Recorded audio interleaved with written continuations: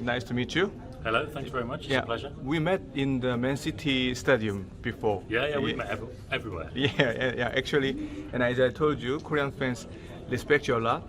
So before we begin, can you kindly introduce yourself shortly, please? Yeah, of course. I'm Sam Lee. I'm the Manchester City correspondent for The Athletic. Yeah, and let's get into the questions from Korean fans. The first question is obviously the new centre-back target. Oh. Yeah, the Kva르디올. It's very hard to pronounce his name. Same for me. But we all know him. What's his situation at the moment? And what's the issue? And do you think eventually Man City will get him? I do think eventually they'll get him. Yeah. I think maybe at the moment the issue is that people want transfers to go very quickly, and I know that the season will start soon. Yeah. But there's a lot of uncertainty. But I think the issue is people don't want to wait a long time for the transfers to happen. And that's it, really. I think what's going on, the negotiation is pretty normal. If City just paid the money that the selling club wanted every time, then every selling club would put the prices up. But because of the way that City negotiate, particularly over the last 6 or 7 years, I think a lot of clubs know that they have got money, but they know that they won't have an easy negotiation. And I think we're seeing that now. City negotiating with RB Leipzig. You know, they're trying to make maybe the add-ons, those clauses, a little bit harder to achieve. Leipzig want them to be a bit easier to achieve, but it's just kind of a situation where they need to meet in the middle. At some point, I'm sure they will meet in the middle. And the other situation is Guardiola wants to come. There's no other option for him. He wants to come to City. Yeah. They've agreed terms a long time ago. So now City can afford to be a bit patient and comfortable because they know he wants to come. Yeah. So it's just about getting the deal sorted with Leipzig. If not, if the deal has failed in the future, then what's the other option for Man City? Well, who knows? Who knows? Because it's so late, it's possible that there might not be another option if they can't find the right guy. It's possible that they could keep the Laporte instead, because he just wants to go, and I think City know that will happen and are comfortable with that. But if he can't find somewhere, then it's difficult, obviously. But right now, you know, if it doesn't happen, we don't know. It's always hard to know who's on City's list. Yeah. Look, when it gets to this level, or even kind of fairly advanced, it's easy. But after that, it is difficult to know. What's your view on that? I mean, do you think he will eventually move, or? Yeah. If he doesn't move now, it would be a surprise. At the end of the season, he decided he wanted to go to Bayern. City made him a contract offer that was more money than he would get at Bayern. At that point, you would think it's probably easier to stay at City, because if he had doubts about maybe his importance to City because he didn't play so much at the end of last season, but they said, okay, here's a new contract, maybe he thinks, okay, yeah, I'm valued now, my family are here, I'll stay. But no, he still wants to go to Bayern Munich. I think he's told Pep that, and now it's just about. Maybe happened last night. Yeah. Maybe it's going to happen tonight. Because they are here. Yeah, exactly. Here. Yeah. The Man City and Bayern Munich. Because Bayern Munich, they've got 4 people working on transfers, or 4 main guys. 2 of them are in Munich trying to sign Harry Kane, and 2 of them are here trying to get Kyle Walker. Yeah. So it's just about finding that agreement now. Yeah. So look, maybe they don't find an agreement. Yeah, so, but the chances are that he will go. All right. Okay. Now, I mean, I also recently talked to Loic Tanji. Yes. Yeah. We worked in the same. And then he told me that PSG's absolutely top target is Bernardo Silva. Okay. And Man City is already. They already lost many players, but do you think they will also let Bernardo Silva go or not? I don't think so. They're very, very desperate to keep him. Yeah. I think the idea of losing Gundogan and Bernardo in the same summer, it's just too much. There's too much quality there. You've got 2 players who know exactly what they need to do, can play in different areas, more so Bernardo because he can play on the wing and in the middle. Now Gundogan's gone, I think they want Bernardo to play in the middle. Yeah. They didn't get Declan Rice either, so Yeah. that means it's more important for him to stay. Yeah. Mahrez is going to go, so there's nobody on the right. Too many players, yeah. Too many players. Yeah. I think they've offered him a big contract to try and make him stay with that. I'm not sure. It's interesting that Loic says that he's the top target. I think so far they haven't really demonstrated that to City. Maybe later in the window they do. But I think City are trying to make sure that it doesn't happen. Yeah. I look, there's a lot of different valuations around. I think it's 100 million that they want. And they don't think anybody's going to pay that. And then there's also the chance that he signs a new contract. So at the moment, I think it's more likely that Bernardo stays at City. But look, we never know. But I think at the moment he'll stay because they need him to stay. So at the moment, Man City is desperate to keep Bernardo Silva. 100%. And then Kevin De Bruyne. I mean, he's almost ready to play. Do you know since when he will be available to 2 or 3 weeks maybe. 2 or 3 weeks? Yeah, because he started training yesterday, the day before the Bayern game, but it was only a bit of training. It wasn't like the whole thing. Yeah. So that was like I think maybe the first time he was back on the pitch training. Yeah. So look, you build that up over a couple of weeks. Maybe be careful. Also with De Bruyne in the past, whenever he's not been fit, it's taken a little bit of time to get his best form. So he may be available in, let's say, 2 weeks, 3 weeks, but then maybe if he's not in his best fitness and let's say Foden's playing in midfield instead, it might be a month before we start to see him, but he should be fit again in 2 or 3 weeks. So unlikely he will play in Asia. I think very likely. We never know, but yes. And then is there any new more candidates, new winger candidates, or Man City is trying to buy some new candidates. Is there any names, you know? Names, no. I think what they want, ideally, they want somebody who can play on both sides, left and right. But even if they don't end up getting that, I think whoever the player is, it's going to be a Premier League player. I do think they have a lot of options. There were some names that were floating around that I won't say. But I mentioned them to a good source, and he said, "What about a Premier League player?" I was like, "Okay." And he said, "I was like, who?" And he went, "Who do you think?"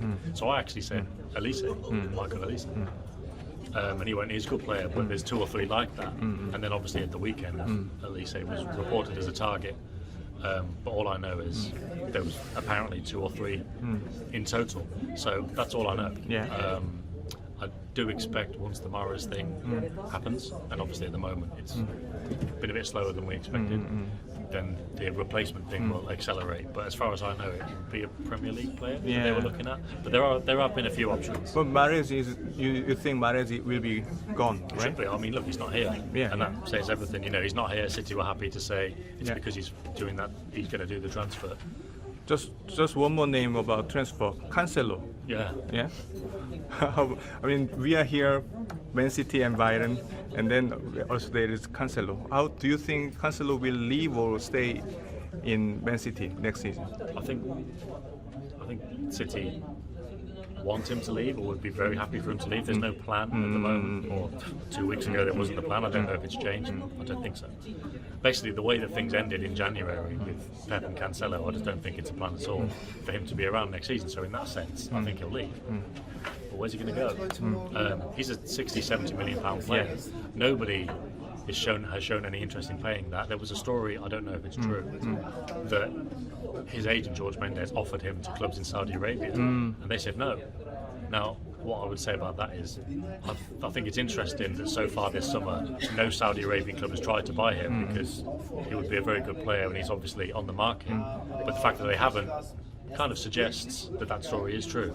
So then if he hasn't got Saudi Arabia as an option, Bayern Munich said no. Barcelona probably would, but would be a loan deal. To be honest, I think what will happen at the end is, it's just a guess, I think he'll go on loan somewhere. And then there might not even be an option to buy, there might not be a clause, it might just be a problem that City have to solve next summer. But for now they'll say, you go on loan, and if there can't be a solution, then next summer we'll try and find a buyer. I guess that's what will happen, because I don't think, unless something changes, I don't think they want him.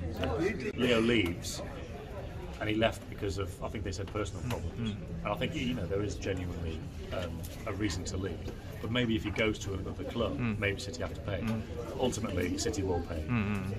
It's a big thing for Pep to have Juan Leo there. They will pay. I'm sure it's agreed. I think it's fine. And after the tour, it will happen. Because I don't think Pep would have wanted... Well, look, maybe it's impossible, but I think it's easy for Pep to say, go to Asia, you'll have no assistance, but when you come back, there'll be 2. Because Juan Leo, I think, will come. And I think he's going to bring his assistant, Inigo Dominguez, who has been Juan Leo's assistant with 4 or 5 different clubs. Juan wanted to bring Inigo before when he came to City, but there was no availability. But now it's like, let's come as like a package deal. I think it will happen. About Pep, I know you followed Pep very long time, and I read many brilliant articles from you about his time in Barcelona B especially. Oh, okay, yeah. It was brilliant, really. And then I asked him, you saw that, right? Do you think is he the GOAT, greatest of all time or not? It was me. I was doing another interview. I didn't know that was you. It was my question. Okay. Yeah. Do you think he is the GOAT? Not God. Well, both. He's definitely. It's a bit like the Messi and Maradona situation. Yeah.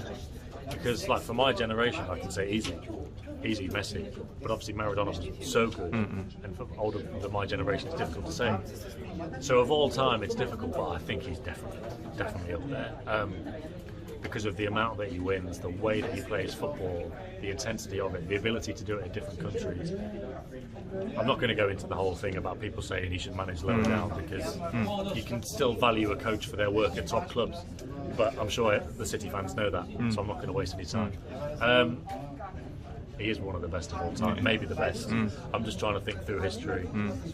All right. There's definitely other candidates, but he's fantastic. Of course. And you know, we both know that in football, it's very hard to retain the success, the biggest success. That's part of the reason he's so good. Yeah, but they had the best success possible last season. And how do you expect, perhaps, the Man City's next season? There could be some issues. How do you expect? It's not going to be normal. If they don't win anything next season, if they don't win the Premier League or the Champions League, it will be normal. But this City team aren't normal, are they? So I'm kind of going into it thinking, well, maybe there'll be a little bit of a drop of level. And look, at the end of the season, there was so much relief after they won the Champions League. It did feel like, okay, everything's done. Now it's easy to say it now, being in pre-season, because in pre-season everybody's very optimistic. But it just looked like they're back and they're ready to go again. And I don't know, because the season before, it was a very similar season. They just didn't get to the two finals by a very small margin. But then maybe it's not so much, maybe they had the motivation to go again and do it, and that's what got them there this time. And maybe they won't have it next season. But I don't know what they'll win, because if the Premier League's close, like with Liverpool in the last couple of years, if they drop one game at the end of the season, then they won't win it. But maybe they're still up there. If they don't get to the Champions League final because of the 5 minutes against Real Madrid, then maybe that happens. So what I think will happen with City is their level will be pretty similar. I think they'll still be very, very good. If it's not enough to win something, then okay. But I don't think they'll drop a lot. I don't think they'll be struggling. I think they'll have a good season. But what they win, we'll see, because last season they won everything. The season before, they were still great. They were that close. I think next season, whatever happens, they'll be at least that close. Last question. You may also saw a lot of Holland shirts around here. Yes. I saw a lot, really. And Holland, he's setting all new records in Premier League. But also sometimes he seems, when there are so many defenders around him, maybe there are some moments maybe he struggles a bit. Yeah. And then, how do you think about Holland in the future? He already set the new record, but do you think he can continue that, or? I think so, because City didn't play at their best all season last season. Yeah. It was only kind of towards the end when they did. But then, ironically, Holland didn't score so many goals at the end. Yeah, at the end. But I think a big thing for City last season and for Pep was that the players weren't finding him with passes, not just passes into his feet, but passes when he makes the run in behind. Yeah. And that was a process they had to go through and improve, and they improved as they went through the season. But they've still got to get better. And I think Kovacic looks for those kind of passes, so that could help. De Bruyne obviously does. I think Foden will as well. Not always, but Foden's more like that. So basically, I think they will improve. And if that means that he gets more chances than he got last season, he'll score more goals. Yeah. Because if you give him a chance, he's probably going to score it. So if you give him more, he'll score more. So I think he'll score more goals. Okay, thank you very much, and let's keep in touch in the next season, because there will be a lot to talk. A lot. Thank you very much, mate. Thank you. Okay.